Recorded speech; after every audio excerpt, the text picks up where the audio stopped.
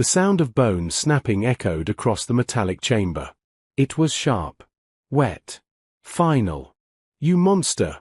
the alien woman screamed, stumbling backward in horror as the human grabbed his own shattered arm and twisted. The bone slid back into place with a sickening crunch. The human did not scream. He only breathed, slow, controlled, while sweat poured down his face. That was the moment the galaxy learned something terrifying about humans. They did not need tools to survive. The research station hung above the dead moon like a scar of steel. It was meant to be neutral ground, an exchange hub where species at war spoke through words instead of weapons. But neutrality did not mean safety. Commander Elias Rourke knew that the moment the explosion threw him across the corridor. He slammed into the wall hard enough to knock the air from his lungs. Alarms screamed. Red lights flooded the hall. Gravity flickered, then stabilized with a violent jolt. Elias pushed himself up, ignoring the pain in his left arm. It bent wrong. Very wrong. Across the corridor, soldiers from 3 different species lay scattered. Some groaned. Some did not move at all. The ambush had been perfectly timed. The Carrick's Collective had struck during negotiations, using mercenaries and sabotage instead of open war. If this station fell, every fragile treaty would die with it. Elias checked his communicator. Dead. Of course it was. "Commander," a thin, shaking voice said. Dr. Lyra Voss stood near the far wall, her translucent blue skin pulsing faintly with stress. She was a Valari, tall, fragile-looking, with glowing silver eyes and bones that shimmered beneath her skin. Her people relied on advanced medicine for everything. Even small injuries required machines. Her gaze dropped to Elias's arm.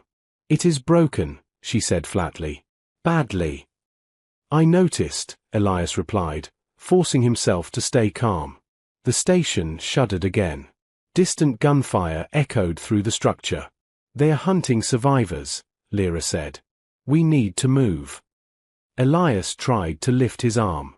White pain exploded through him. The arm dangled uselessly, bone pushing visibly against skin. Lyra sucked in a sharp breath. "You cannot fight like that. We must find a medical chamber." Elias looked down the corridor. The medical wing was on the other side of the station. Between them and safety lay mercenaries, fire, and collapsing hallways. "We won't make it," he said quietly. Lyra's eyes widened. "Then you will bleed out." Elias exhaled slowly. "No," he said. "I won't." He planted his boots against the floor, braced his shoulder against the wall, and gripped his broken arm with his good hand. Lyra stared, confused. "What are you?" The bones snapped back into alignment. Elias roared, not in pain, but in effort, his body shaking as he forced the arm straight. Muscle screamed. Vision blurred. Something warm ran down his skin. Then it was done. Silence followed. Lyra stumbled backward, horror written across her alien features. "You monster!" she screamed.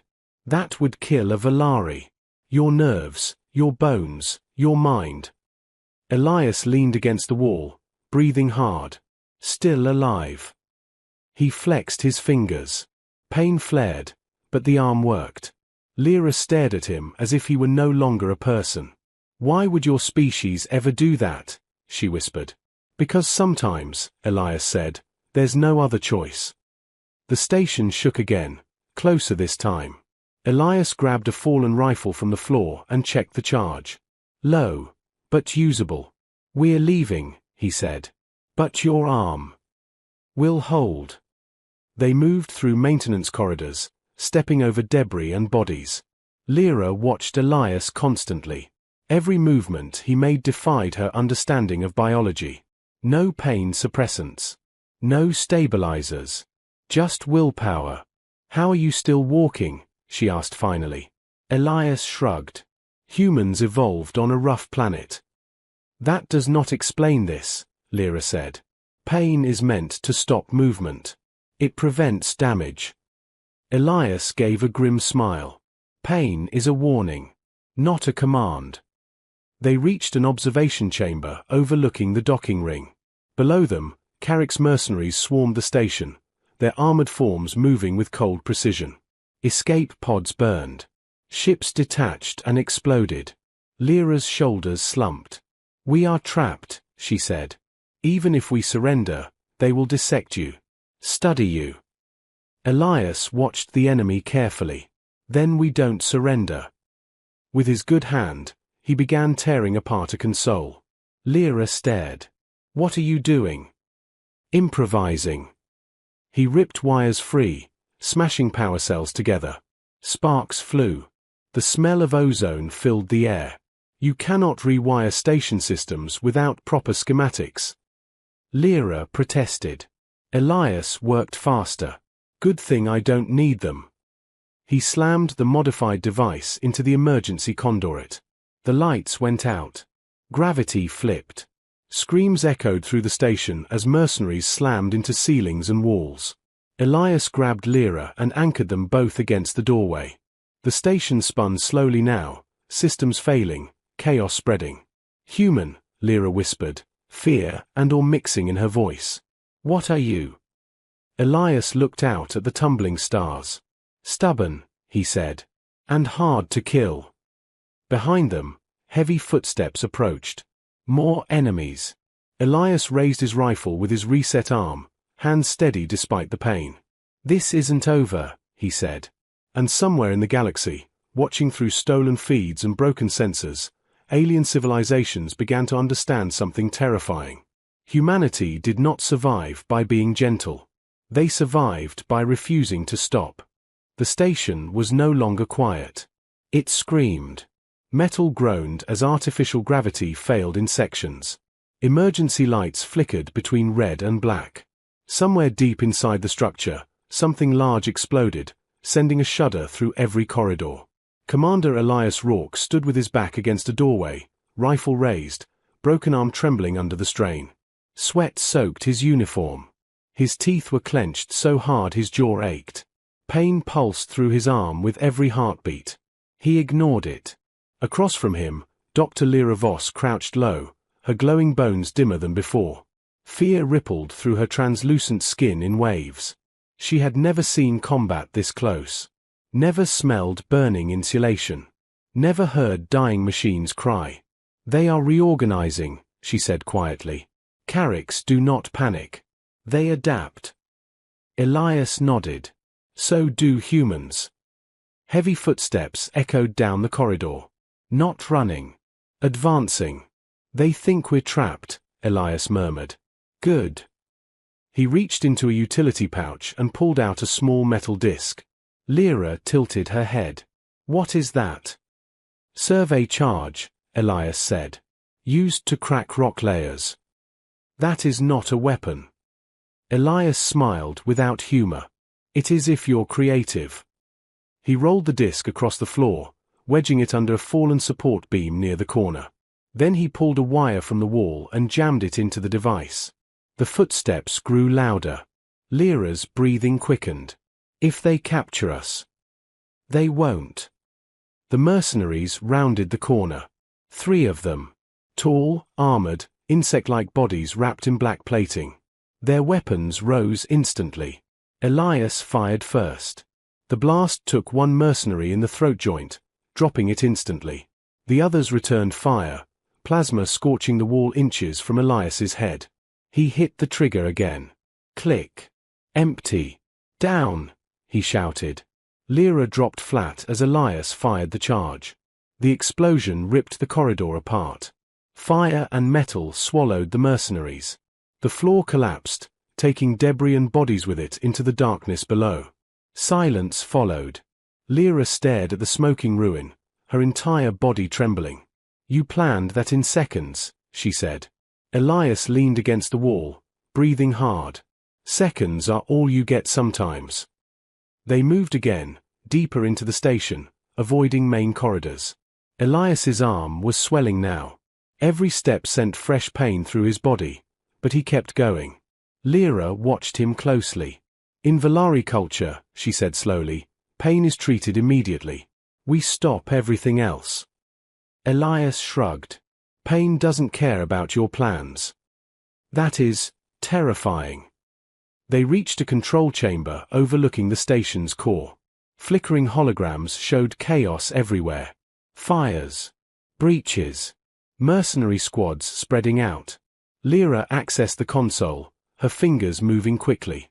They are locking down escape routes. No ship leaves without authorization. Elias scanned the display. What about external systems? Lyra hesitated. Those are sealed. Only engineers access them. Elias cracked his neck. I was an engineer before command. Lyra looked at him sharply. You were. Humans don't specialize the way you do, Elias said. We adapt. He stepped forward, and his leg buckled. Pain finally caught up. Elias hit the floor hard. Lyra rushed to him. Your body is failing. You cannot continue like this. Elias lay there for a moment, staring at the ceiling. Then he laughed quietly. Yeah, he said. That's the part aliens never get. He pushed himself back up. When humans are exhausted, he said, that's not the end. That's just when we get dangerous. Lyra helped him to his feet, still shaken. They reached the external systems hatch. It was sealed by biometric locks. No access, Lyra said. Even if we breach it, the pressure. Elias pulled off his glove and pressed his bleeding palm against the scanner. It beeped green. Human override, he said. The hatch opened. Cold rushed in.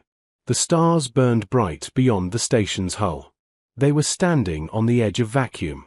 Lyra froze. You will die out there. Elias checked the magnetic clamps on his boots. Only if I stop moving. He stepped out onto the hull. Lyra screamed and grabbed his arm. You are insane. Probably, Elias said. Stay here. Seal the hatch behind me. No, Lyra said. I will not leave you. Elias met her eyes. Then follow my steps exactly.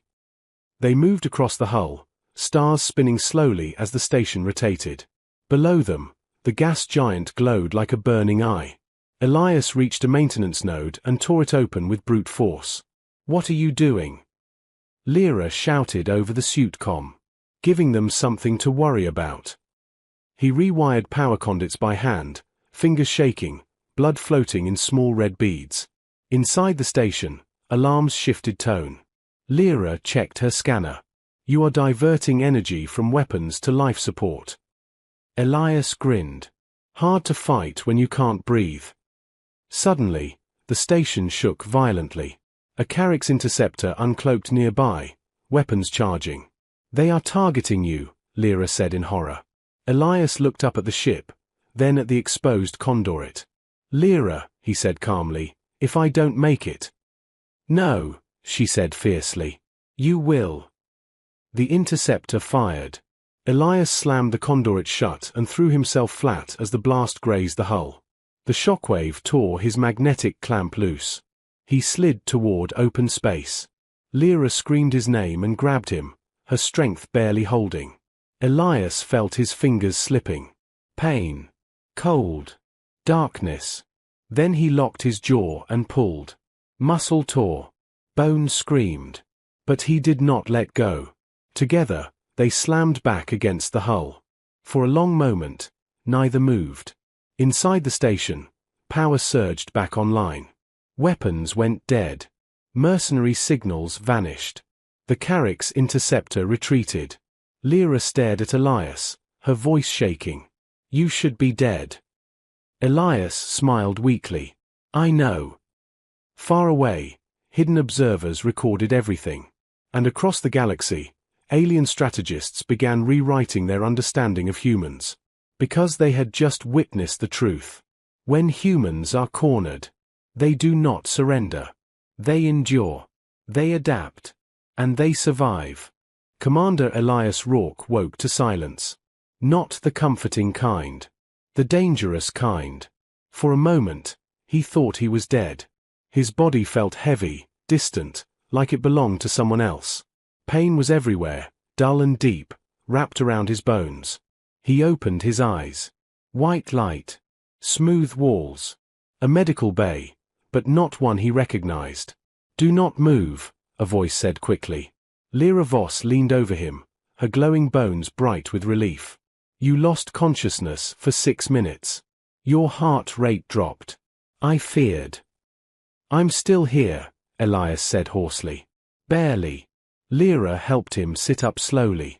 His arm was immobilized with a rigid brace made from station materials and Valari biogel. Crude by alien standards. Primitive. Effective. "You stabilized yourself long enough for me to adapt Valari techniques," she said. "It should hold." Elias flexed his fingers. Pain flared, but control remained. "Good work," he said. Lyra stared at him. "You almost died. And you sound pleased." Elias gave a tired smile. "Means it worked." The station was quiet now. Too quiet. "What happened?" Elias asked. "The mercenaries retreated," Lyra said. "When you shut down their weapons grid, they lost coordination. The Carricks do not fight fair battles." Elias nodded. "Smart of them." She hesitated. "There is something else." She activated a nearby screen. Across it scrolled communication traffic, hundreds of signals, encrypted and raw, bouncing across the system. "They were broadcasting," Lyra said. "Your actions were seen. Recorded." Elias frowned. "By who?" Lyra met his eyes. "Everyone." The footage had already spread. A human, injured and outnumbered, resetting his own bone. A human disabling an entire station without advanced tools. A human stepping into vacuum to save lives. Across alien networks, analysts replayed the same moments again and again. The Valari Council watched in silence. The Carricks war clans watched with growing unease. Neutral species, those who had always dismissed humans as reckless primitives, watched and reconsidered. Elias exhaled slowly. "That's not ideal." Lyra let out a weak laugh. "You may have altered interstellar politics." Before Elias could reply, the door slid open. 3 figures entered. Tall. Armored. Not Carricks. The lead figure removed his helmet, revealing a face of smooth silver skin and dark, unblinking eyes. "Commander Rourke," the alien said. "I am Envoy Terrell of the Orynth Union." Lyra stiffened. "You have no authority here." Terrell inclined his head.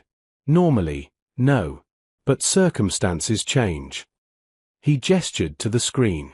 "The Orynth have monitored humans for decades. Your species is unpredictable, emotional, inefficient." Elias raised an eyebrow. "You're not wrong." Terrell ignored the comment.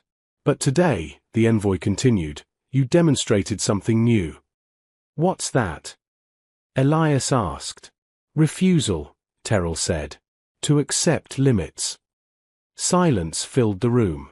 "Our simulations," Terrell went on, "never accounted for a species that continues functioning while broken." Lyra glanced at Elias, understanding dawning. "You frighten them," she whispered. Terrell nodded once. "Yes." Another tremor ran through the station. "More ships incoming," Lyra said, checking sensors. "Multiple factions." Elias sighed. "Guess the party's just getting started." Terrell studied him carefully. "Commander, the Orynth Union wishes to propose an alliance." Lyra's eyes widened. "An alliance? After this?" "Yes," Terrell said. "Because the alternative is far worse." Elias leaned back slowly, wincing. "You think humans are dangerous," he said. "Wait until we think you are." Terrell did not blink. "That is precisely our concern." Before negotiations could continue, alarms flared again, different this time. "Unknown vessels," Lyra said sharply. "Design not matching any known fleet." The screen shifted. Massive shapes emerged from hyperspace, angular, dark, bristling with weapons. Carricks warships. Not mercenaries. The real fleet. "They are escalating," Terrell said quietly. "This was not meant to happen so soon." Elias stood, despite Lyra's protest.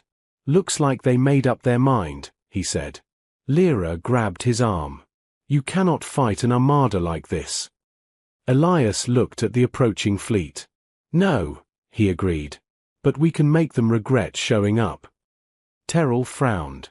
"How?" Elias smiled. "The same way humans always do," he said. "We turn our weakness into bait." The station's long-range array powered up. Across open channels, Elias's voice went out, unfiltered, unthreatening, human. "This is Commander Elias Rourke of Earth," he said. "If you're listening, you should know something." The Carrick's fleet paused. Elias continued. "You saw what one injured human did when cornered. A beat. Now imagine what we do when we come prepared." Silence followed. Then, far beyond sensor range, something answered. Multiple human signatures. Fast. Too fast. Lyra's eyes widened as she read the data. Those ships, human designs, but modified. Experimental. Elias closed his eyes for a moment. They came. The Carricks had just made the worst mistake in their history. They reminded humanity why it learned to fight. The stars burned brighter. One by one, human ships tore out of hyperspace. They did not arrive in perfect formation.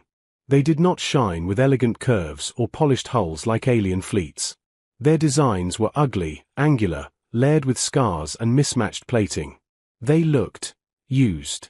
Lyra Voss stared at the sensor display, her glowing bones pulsing wildly. These vessels, some are civilian frames.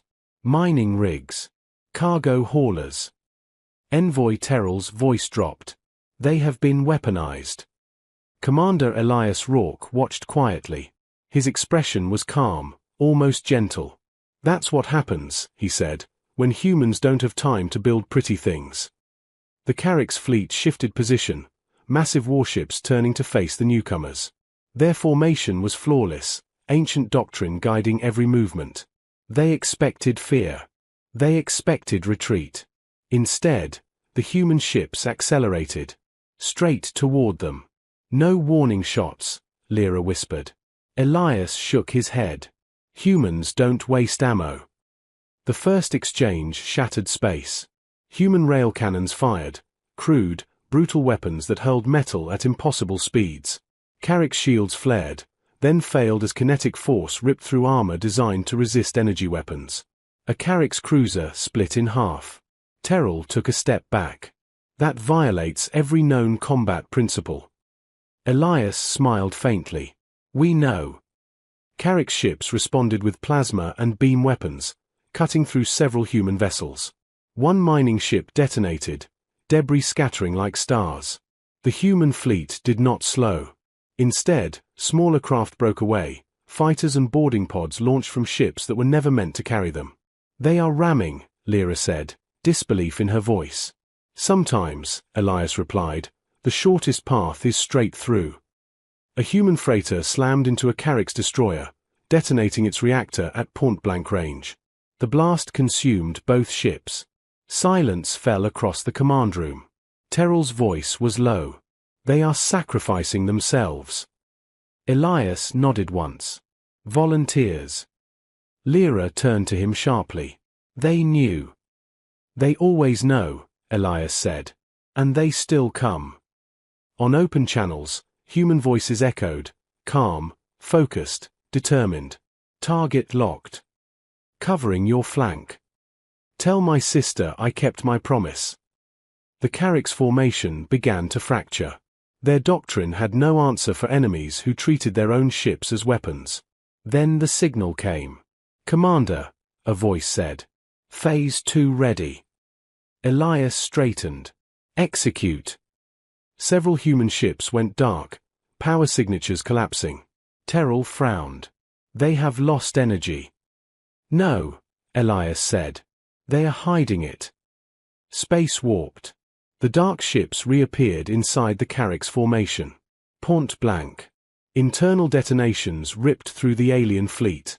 Shockwaves slammed into nearby vessels, knocking them out of alignment. Panic rippled through Carrick's command channels.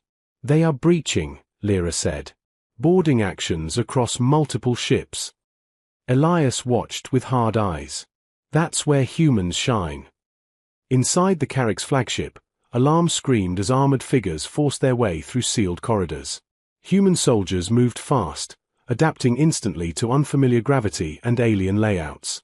They used broken doors as shields, fire extinguishers as smoke screens, tools as weapons. They learned. And then they exploited. Carrick's warriors fought with precision and honor. Humans fought with desperation and creativity. The difference was devastating. Back on the station, Lyra felt her knees weaken. They are winning, she whispered. Terrell nodded slowly. Yes. And that may be the most dangerous part. Elias turned to him. You're thinking long-term. Yes, Terrell said. If humans fight like this when defending allies, what will they do when truly threatened? Elias met his gaze. End it.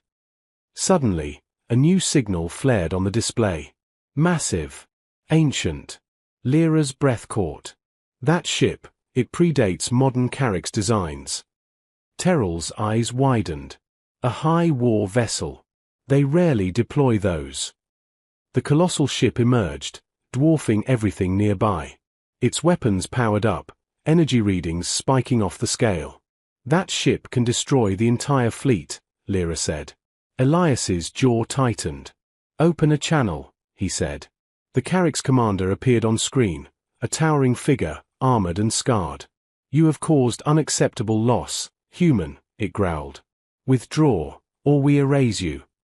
Elias leaned forward. You attacked a neutral station, he said calmly. You hunted civilians. You cornered us. He paused. And you learned something today.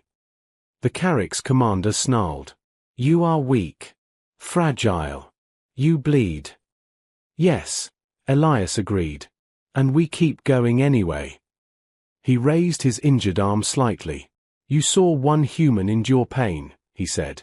Now you see thousands. Behind him, human ships regrouped, forming a loose, chaotic line, damaged, burning, but unbroken. Elias's voice hardened. This is your last chance, he said. Leave. The Carrick's commander laughed. The ancient warship's weapons began to charge. Lyra felt cold fear grip her. Elias closed his eyes briefly. Then we teach them the final lesson, he said. Far away, something new stirred in human space. Something humanity had sworn never to use unless there was no other choice. And now, there wasn't. The ancient Carrick's warship finished charging its weapons. Space around it shimmered, bending under the strain of power older than most civilizations. One shot from that vessel would erase the human fleet, the station, and everyone watching. Lyra Voss felt her legs shake. That weapon, she whispered, will fracture space itself. Envoy Terrell did not respond. For the first time since Elias had met him, the Orynth envoy looked afraid. Elias Rourke stood very still. Signal received, came a calm human voice over the channel. Authorization confirmed. Lyra turned sharply. Authorization for what? Elias did not look away from the screen. For something humans call a last answer. Far beyond the battlefield, space folded.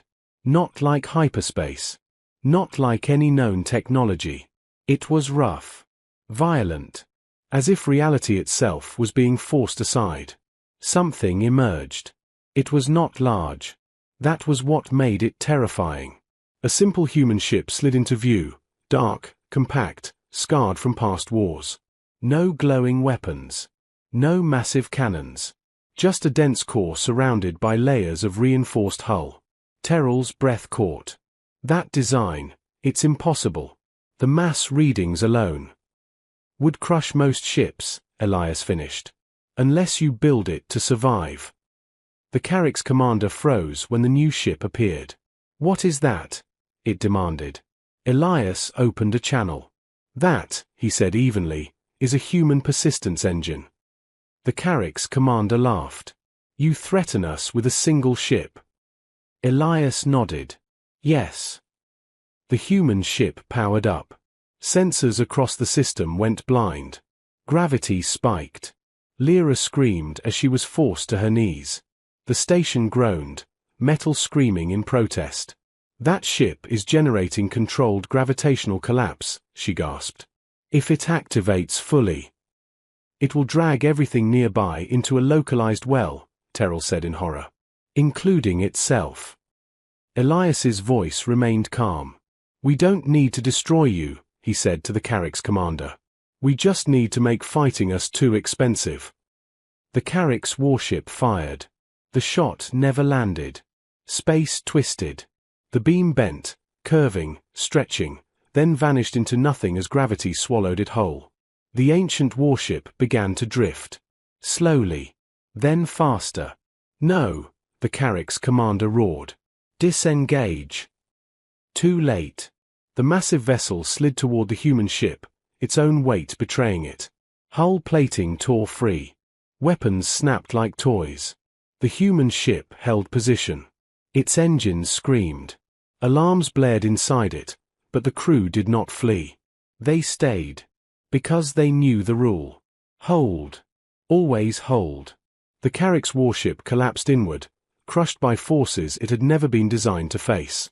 In seconds, it was gone, compressed into a dense, silent point before vanishing completely. The gravity well destabilized. The human ship vanished with it. Silence fell across the battlefield. Lyra stared at the empty space where both ships had been. "They sacrificed themselves," she whispered. Elias closed his eyes. "Yes." Across the system, Carrick's ships powered down. Weapons fell silent. Retreat signals flared. "They are leaving," Terrell said softly. "They have never retreated like this." Elias exhaled slowly, the tension finally leaving his body. His injured arm shook. Blood soaked through the brace. Lyra rushed to him. "You need medical attention, now."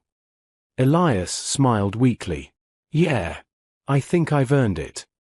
Days later, the station was quiet again. Repaired. Reinforced. Changed. Delegations arrived from dozens of species, not with threats, but with questions. They wanted to understand humans. Lyra stood beside Elias as the Valari Council broadcast their decision. "Humanity," the speaker said, "has demonstrated qualities we failed to account for. Adaptability. Endurance. Sacrifice." The Council paused. "We formally recognize humans as a stabilizing force in galactic affairs." Terrell added his own statement shortly after. "The Orynth Union withdraws all hostile projections against human expansion." Across alien worlds, military doctrines were rewritten. Simulations were updated. New warnings added. Never corner humans. Never assume pain stops them. Never mistake compassion for weakness. Later, in a quiet medical chamber, Lyra watched as Elias's arm healed, slowly, naturally, without machines that sang or light that glowed. "You could have waited," she said softly. "You could have let technology save you." Elias shrugged. "Maybe. But sometimes waiting costs lives." Lyra studied him carefully. "Your species is dangerous," she said. Elias smiled. "Only if you try to break us." She hesitated, then asked the question that had haunted her since the beginning. "When you reset your bone, did you feel fear?" Elias thought for a moment. "Yes," he said honestly. "But fear didn't matter." "What did?" "Not letting someone else pay the price." Lyra bowed her head slightly, a Valari gesture of deep respect. Across the galaxy, stories spread. About a human who reset his own bone without tools. About ships that became weapons. About a species that refused to stop, even when broken. And somewhere, far beyond known space, something ancient listened. And for the first time in a very long time, it reconsidered its plans. Because humanity had arrived. And the galaxy would never be the same again.